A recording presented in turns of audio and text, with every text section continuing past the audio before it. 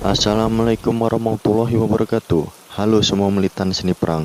Kita akan membahas pemberontakan RMS, Republik Maluku Selatan, yang bersumber dari buku Sejarah Nasional Indonesia 6, karya Marwati Junud Pusponegoro dan kawan-kawan.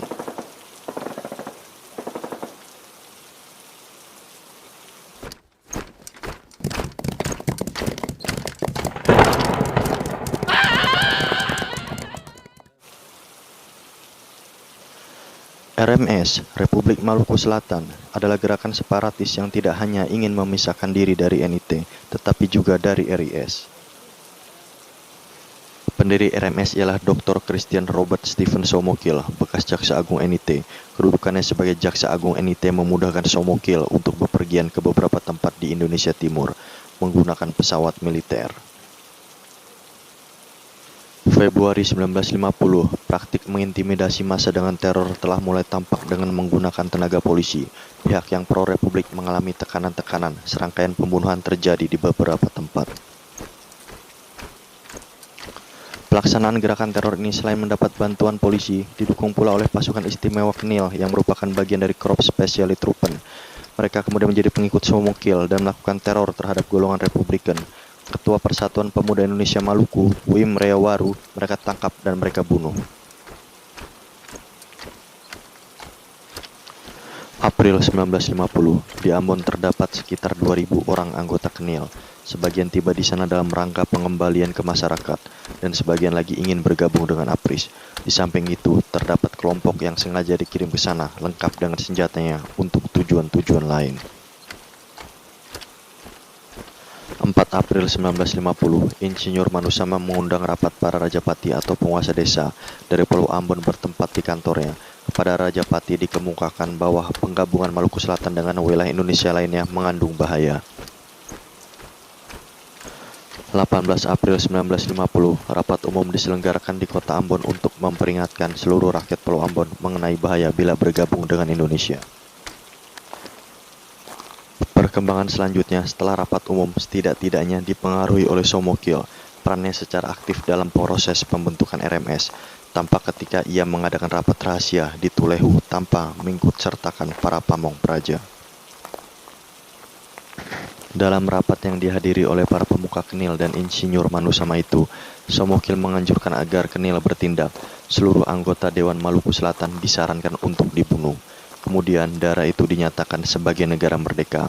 Sebagian peserta rapat menolak gagasan untuk melakukan pembunuhan.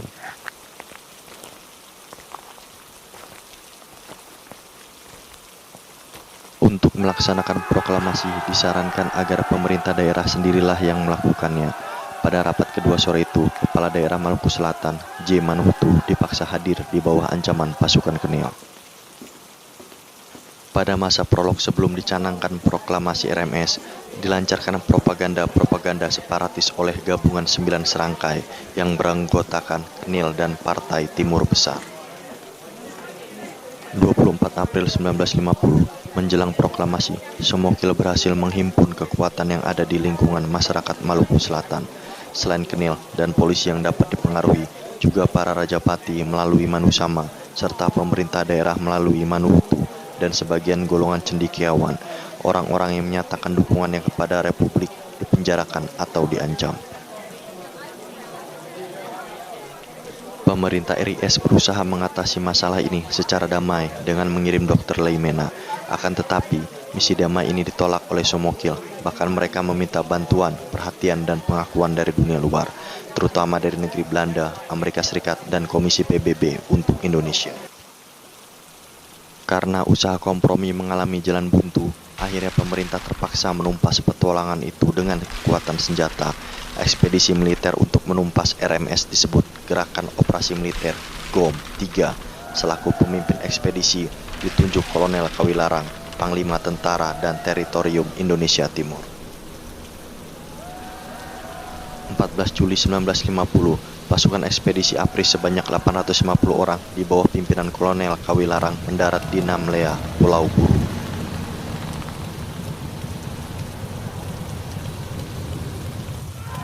Dengan susah payah karena belum mengenal medannya, APRIS berhasil merebut pos-pos penting di Pulau Buru. komandan pasukan RMS menyerah dan menghadap Kolonel Kawilarang. Setelah Pulau Buru dikuasai, pasukan APRIS bergerak menuju Seram.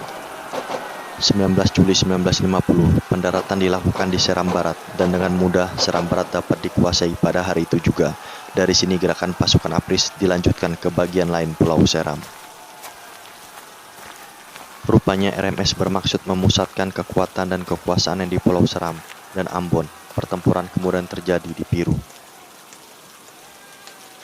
28 September 1950, pasukan ekspedisi mendarat di Ambon, dan dengan demikian Pulau Ambon bagian utara berhasil dikuasai. Serangan selanjutnya ditujukan ke Teluk Paso.